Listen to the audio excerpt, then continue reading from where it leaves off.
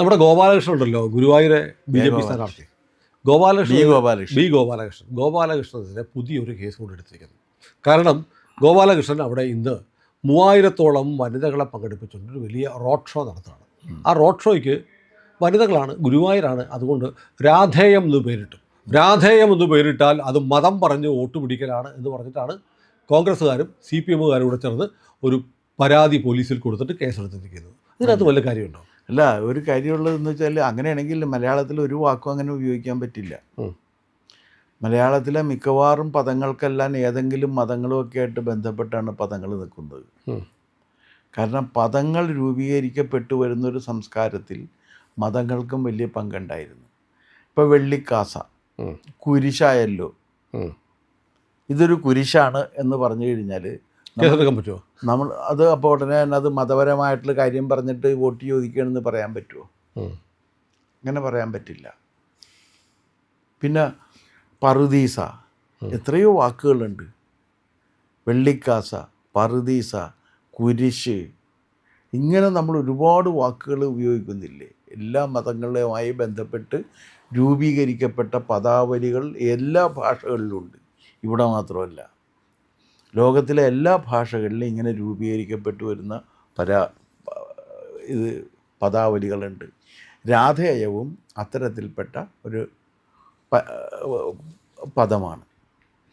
പിന്നെ അത് ഗുരുവായൂരാകുമ്പോൾ സ്വാഭാവികമായും ആ പ്രദേശവുമായി ബന്ധപ്പെട്ട, അപ്പോൾ ഗുരുവായൂരപ്പ എന്ന് വിളിച്ചു കഴിഞ്ഞാൽ എന്ത് ചെയ്യും? പ്രശ്നമാണല്ലേ? പ്രശ്നമായിട്ട് വരാൻ പറ്റുമോ? എൻ്റെ ഗുരുവായൂരപ്പ എന്ന് വിളിച്ചു കഴിഞ്ഞാൽ ഒരു സ്ഥാനാർത്ഥി എൻ്റെ ഗുരുവായൂരപ്പ എന്ന് പറഞ്ഞു പോയാൽ കേസ് പ്രതിയാവും. അല്ല, മതത്തിൻ്റെ പേരിൽ വോട്ട് ചോദിക്കണമെന്ന് എങ്ങനെ പറയാൻ പറ്റും? ഒന്നാമത്തെ കാര്യം, ഇത്തരത്തിലുള്ളൊരു കാര്യങ്ങൾ ഉന്നയിച്ചു കഴിഞ്ഞാൽ ഉടനെ തന്നെ അത് കേസെടുക്കാമെന്ന് തീരുമാനിക്കുന്നവരെയും പറയേണ്ടതാണ്.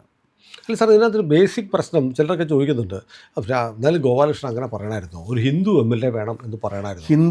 അത് നിങ്ങൾ തെറ്റിദ്ധരിക്കരുത്. ഹിന്ദു MLA വേണം എന്ന് ഗോപാലകൃഷ്ണൻ പറഞ്ഞിട്ടില്ല. ഗോപാലകൃഷ്ണൻ ഞാനിപ്പോൾ കഴിഞ്ഞൊരു വീഡിയോയിൽ ഞാനത് തന്നെ പറഞ്ഞാണ്. ഗോപാലകൃഷ്ണൻ ഉന്നയിച്ചത് എന്താണ്?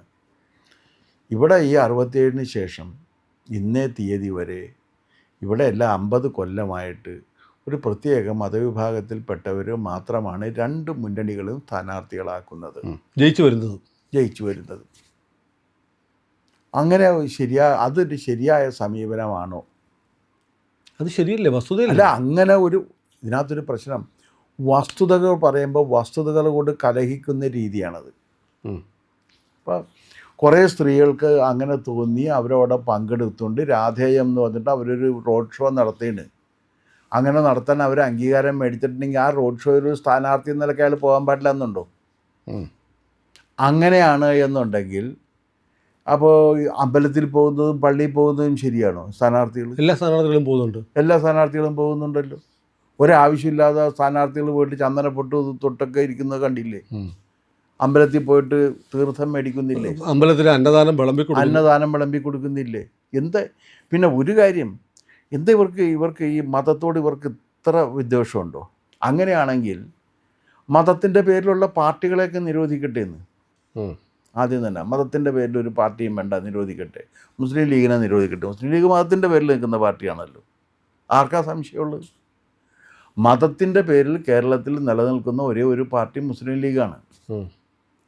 അവർ മതമാണ് അവരുടെ ഐഡൻറ്റിറ്റി എന്ന് അവർ പറയുന്നത്. മതമാണ് പ്രശ്നം. അത് അവരുടെ ഐഡൻറ്റിറ്റിയാണ് സാർ. അവർ നിലനിൽക്കുന്നത് ആ മതത്തിൻ്റെ ഐഡൻറ്റിറ്റിയിലാണെന്ന് അവർ പറയുന്നതിൽ എന്താ കുഴപ്പം? ഒരു കുഴപ്പമില്ല. ഞാൻ അതിനകത്തൊരു പ്രശ്നം. രാഷ്ട്രീയ പാർട്ടി മതത്തിൻ്റെ പേരിൽ പ്രവർത്തിക്കാൻ പാടുണ്ടോ? ഒരു രാഷ്ട്രീയ പാർട്ടി മതത്തിൻ്റെ പേരിൽ പ്രവർത്തിച്ചിട്ട് ഇന്ന് വരെ അവർക്കെതിരെ ഒരു നടപടിയും സ്വീകരിച്ചിട്ടില്ലെങ്കിൽ നിയമപരമായിട്ട് ശരിയാണെന്നാണല്ലോ ഇവരൊക്കെ പറയുന്നത്, ഇല്ലേ? അപ്പോൾ പിന്നെ അത് നിയമപരമായിട്ട് ശരിയാണെങ്കിൽ അവർ മതത്തിൻ്റെ പേരിൽ പ്രവർത്തിക്കണമെന്ന്. ഞങ്ങളുടെ മതത്തിന് വേണ്ടിയിട്ട് പ്രവർത്തിക്കുന്ന ഒരു രാഷ്ട്രീയ പാർട്ടിയാണ്. പക്ഷെ തിരിച്ചു വരുമ്പോൾ ഇത് പാടില്ല എന്ന് പറയുന്നിടത്തേ ഞാൻ എതിർക്കുന്നുള്ളൂ. മതം പറയാനുള്ള അവകാശം ഞങ്ങൾക്ക് മാത്രം മതി. അല്ല, അത് പറ്റില്ല, എല്ലാവർക്കും കൊടുക്കണം. ഇപ്പോൾ ഒരു ഉദാഹരണം പറയുകയാണെന്നുണ്ടെങ്കിൽ, എല്ലാ തെരഞ്ഞെടുപ്പിൻ്റെ അന്ന്, അത് ഏത് ദിവസം തെരഞ്ഞെടുപ്പ് നടത്തിയാലും തെരഞ്ഞെടുപ്പിന് അന്ന് രാവിലെ എല്ലാ പള്ളികളിലും രാവിലെ 6 മണിക്ക് കുർബാന വെക്കും. എല്ലാ ക്രിസ്ത്യൻ പള്ളികളിലും കുർബാനയുണ്ട്. അത് എല്ലാ ദിവസവും ഇല്ലേ? എല്ലാ ദിവസവും കുർബാനയൊന്നും എല്ലാ പള്ളിയിലൊന്നുമില്ല, ഞായറാഴ്ചയൊക്കെ അല്ലേ ഉള്ളു. ചില അപൂർവം ചില പള്ളികളിൽ എല്ലാ ദിവസവും കുർബാന ഉണ്ട്, അല്ലാതെ എല്ലാ പള്ളിയിലൊന്നുമില്ല. ഇതങ്ങനെയല്ല, ഇത് പള്ളിയോട് ചേർന്നാണ് ഈ സ്കൂളുള്ളത്. ആ സ്കൂളിലായിരിക്കും എന്തുള്ളത്, ബൂത്തുള്ളത്.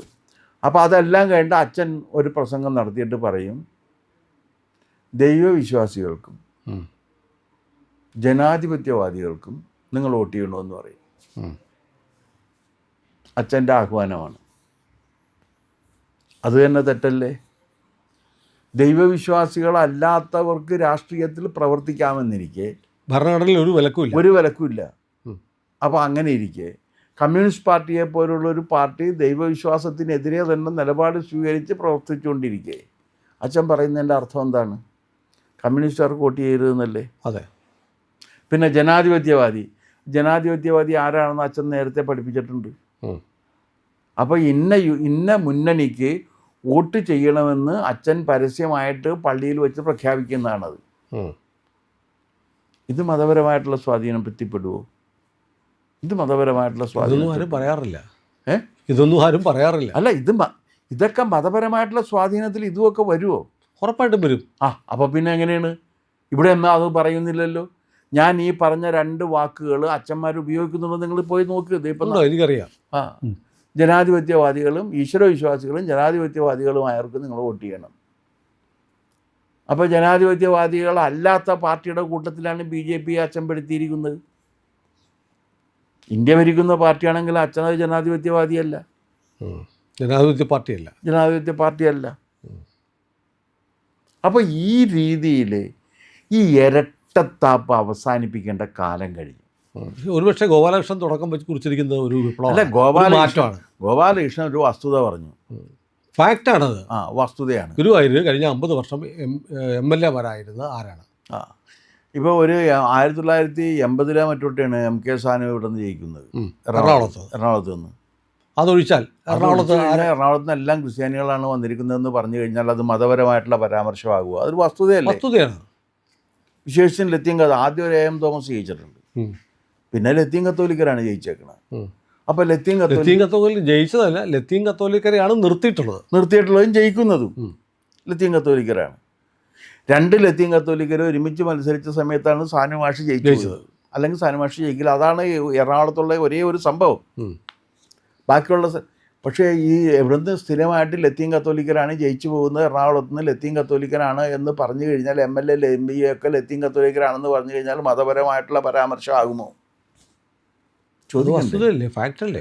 വസ്തുതകൾ പറഞ്ഞാൽ അത് മതപരമായ പരാമർശമല്ല. പിന്നെ എന്തുകൊണ്ടായിരിക്കും ഗോപാലകൃഷ്ണനെതിരെ ഗോപാലകൃഷ്ണനെതിരെ വന്നപ്പോൾ ഇവർക്ക് കൊണ്ട് ആ വസ്തുത ഇവർ മറച്ചു വെച്ചേക്കണത്, അത് പറയാൻ ഇവർക്ക് താല്പര്യമില്ല. അത് തന്നെയാണ് കാരണം. അല്ലെങ്കിൽ അവർക്ക് പറയാമല്ലോ, ഞങ്ങളങ്ങനെ പ്രവർത്തിക്കുന്നവരാണ്, ഞങ്ങൾ ജാതിയും മതവും നോക്കിയിട്ടില്ല, അങ്ങനെ സംഭവിച്ചു, മുസ്ലിങ്ങളാണ് വന്നിട്ടുള്ളത്, ഞങ്ങൾ ഹിന്ദുക്കളെ നിർത്തുന്നതിനെക്കുറിച്ച് ഞങ്ങൾ ഇതുവരെ ആലോചിച്ചിട്ടില്ല, ഇനി ആലോചിക്കും, അല്ലെങ്കിൽ ആലോചിക്കില്ല, തീർന്നില്ലേ? പക്ഷേ നിങ്ങളിത് മിണ്ടാൻ പാടില്ല എന്ന് പറഞ്ഞാൽ എന്ത് ചെയ്യും? അല്ല, ഗോപാലകൃഷ്ണനോട് കഴിഞ്ഞ ദിവസം ഒരു ചാനൽ പ്രവർത്തകൻ ചോദിച്ചു, അത് തെറ്റല്ലേ? തെറ്റാണെന്ന് പറഞ്ഞു. എന്ത് തെറ്റ്? ഞാൻ എന്നെ വേണമെങ്കിൽ തൂക്കിക്കൊള്ളട്ടെ, അല്ല പറഞ്ഞെടുത്ത് തന്നെ നിൽക്കുന്നു. അല്ല, എന്ത് തെറ്റ്? അത് വസ്തുതാപരമായിട്ട് തെറ്റുണ്ടോ അത് പറയട്ടെ. പക്ഷേ ഹൈക്കോടതി പറഞ്ഞല്ലോ ഗുരുതരമാണ്. എങ്ങനെ ഹൈക്കോടതി ഇത് കേട്ട ഉടനെ ഇത് ഗുരുതരമാണെന്ന് ഹൈക്കോടതി എങ്ങനെ? ഹൈക്കോടതി വല്ല പ്രശ്നം വെച്ച് നോക്കിയിട്ടാണ് പറഞ്ഞത്? ചിലപ്പോൾ അത് അല്ലാതെ എന്ത് മെറ്റീരിയൽസ് ഓൺ റെക്കോർഡ് ഉണ്ടായിട്ടാണ് ഇത് ഗുരുതരമാണെന്ന് പറഞ്ഞത്? ഹൈക്കോടതി പറഞ്ഞത് ഹൈക്കോടതി ആയതുകൊണ്ട് ശരിയാകണമെന്നില്ലല്ലോ. എന്ത് മെറ്റീരിയൽസ് ഓൺ റെക്കോർഡ് ഉണ്ടായിരുന്നു? ഹൈക്കോടതിക്ക് വെറുതെ വായിൽ തോന്നിയത് വിളിച്ചു പറയാനുള്ള അവകാശമൊന്നും. ഒരു പരാതി കിട്ടിയാൽ അതിന്റെ മെറ്റീരിയൽസ് ഓൺ റെക്കോർഡ്, അല്ലാണ്ട് അവർക്കറിയാവുന്ന മെറ്റീരിയൽസ് വെച്ചിട്ടല്ല, അവരുടെ മുന്നിൽ അവതരിപ്പിക്കപ്പെട്ടിരിക്കുന്ന വസ്തുതകൾ വെച്ചിട്ട്, അതാണ് മെറ്റീരിയൽസ് ഓൺ റെക്കോർഡ്. എന്ത് മെറ്റീരിയൽസ് ഓൺ റെക്കോർഡ് ഉണ്ട് അവരുടെ മുന്നിൽ ഗോപാലകൃഷ്ണൻ ഗുരുതരമായ പ്രസ്താവന നടത്തി എന്ന് പറയാനായിട്ട്? ഇത് വസ്തുതാവിരുദ്ധമായിട്ട് പറഞ്ഞിട്ടുണ്ടോ? വസ്തുതകൾ പറഞ്ഞാൽ എങ്ങനെയാണെന്ന് വർഗീയമാകുന്നത്? അതെങ്ങനെയാകും? മുസ്ലിം ലീഗ് 99.9% സ്ഥാനാർത്ഥികളെയും മുസ്ലിം സമുദായത്തിലുള്ളവരെയാണ് നിർത്തുന്നത് എന്ന് പറയുന്നത് വസ്തുതയാണ്. അത് വർഗീയമാകുമോ? അല്ല, അത് മതേതരത്വമാണ്. അവിടെയാണ് ഇതിൻ്റെ പ്രശ്നം. ഈ മതേതരത്വം എന്ന് പറഞ്ഞാൽ ഹിന്ദു വിരുദ്ധതയാണ് എന്ന സങ്കല്പം കോടതിക്കുണ്ടെങ്കിൽ കോടതിയും അത് മാറ്റേണ്ടിയിരിക്കുന്നു. അതിൽ ഗോപാലകൃഷ്ണൻ നിലപാട് മാറ്റിയിട്ടില്ല, അതിൽ ഉറച്ചു നിൽക്കുന്നു. അല്ല, അത് ഞാൻ അയാളെന്താ തെറ്റ് ചെയ്തേക്കണ? തെറ്റെന്താണെന്ന് പറയൂ. തെറ്റ് ചെയ്താലല്ലേ മാറ്റേണ്ട കാര്യമുള്ളൂ. എന്ത് തെറ്റുണ്ട് അതിനകത്ത്? ഇവിടെ ഇത് പറയാൻ പാടില്ലേ? പറയാൻ പാടില്ല സാർ. അങ്ങനെ പറഞ്ഞു മതേതരത്വം തകർന്നു പോകും. അല്ല, ഈ വസ്തുതകൾ പറഞ്ഞു കഴിഞ്ഞാൽ തകരുന്നതാണ് മതേതരത്വം എന്നുണ്ടെങ്കിൽ എത്ര കാലം ഇവർക്ക് ഇതിനെ സംരക്ഷിച്ച് നിർത്താൻ കഴിയും? ചോദ്യം. വസ്തുതകളോട് കലഹിക്കാതിരിക്കുന്നത് തന്നെയാണ് ഉചിതം. പ്രിയപ്പെട്ട പ്രേക്ഷകരെ, ഞങ്ങൾ ഇന്ത്യ ലൈവ് പതിവ് പോലെ നമ്മൾ പറയുകയാണ്, മാധ്യമങ്ങളിൽ വരാത്ത, മറ്റു മാധ്യമങ്ങൾ പറയാത്ത വാർത്തകളാണ് നിങ്ങളുടെ മുന്നിലേക്ക് കൊണ്ടുവരുന്നത്. ഇത് പറയാൻ ഞങ്ങൾക്ക് പ്രേരണയും ശക്തിയും നിങ്ങളാണ്. നിങ്ങൾ ഞങ്ങളുടെ കൂടെ ഉണ്ടാവണം. ഞങ്ങളുടെ ചാനൽ സബ്സ്ക്രൈബ് ചെയ്യണം. നമുക്കൊരു ചാനൽ കൂടിയുണ്ട്, C4N, C4N മലയാളം. നമ്മൾ ഈ തെരഞ്ഞെടുപ്പൊക്കെ ആയതുകൊണ്ട് കൂടുതൽ വാർത്തകൾ നമ്മുടെ ഈ പ്ലാറ്റ്ഫോമിൽ തന്നെ കൊടുക്കാൻ കഴിയാത്തതുകൊണ്ടാണ് C4Nൽ പുതിയ വാർത്തകൾ കൊടുക്കുന്നത്. അപ്പോൾ ആ ചാനലും കൂടി ഒന്ന് സബ്സ്ക്രൈബ് ചെയ്യണം. ഇന്ത്യ ലൈവ് ഉറപ്പായിട്ടും ചെയ്യണം. C4N കൂടെ, C4N, C എന്ന് പറഞ്ഞാൽ ക്രെഡിബിൾ, ഫോർ എൻ നേഷൻ, രാജ്യം. നമ്മുടെ രാജ്യത്തിന് വേണ്ടിയാണ്. രാജ്യം വിട്ട് ഒരു കാര്യവും ഇന്ത്യ ലൈവിനില്ല. അതുകൊണ്ട് ഞങ്ങളുടെ കൂടെ ഉണ്ടാവണം എന്നുകൂടി അഭ്യർത്ഥിക്കുന്നു.